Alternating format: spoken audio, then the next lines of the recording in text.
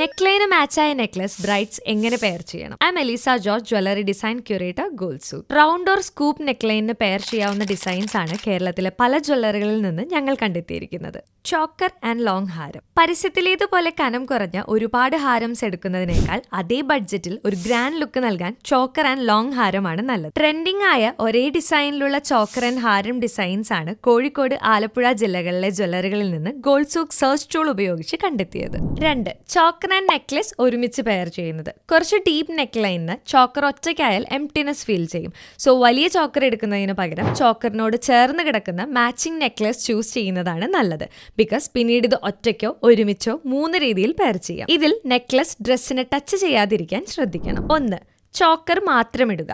അത്ര ഡീപ്പല്ലാത്ത റൗണ്ട് നെക്കിന് ഒരൊറ്റ ചോക്കർ മതി എലഗൻ ലുക്ക് നൽകാൻ. നെക്ക് മുഴുവനായി കവറാവാതെ കുറച്ച് സ്കിൻ കാണുന്നതാവും ഭംഗി. ജ്വല്ലറി ഷോപ്പിംഗിന് മുൻപായി മികച്ച കളക്ഷൻസ് ഉള്ള ജ്വല്ലറി ഏതാണെന്ന് അറിയാൻ ഗോൾസൂക്ക് ആപ്പിലെ ഗോൾസൂക്ക് സെർച്ച് യൂസ് ചെയ്യാൻ മറക്കണ്ട.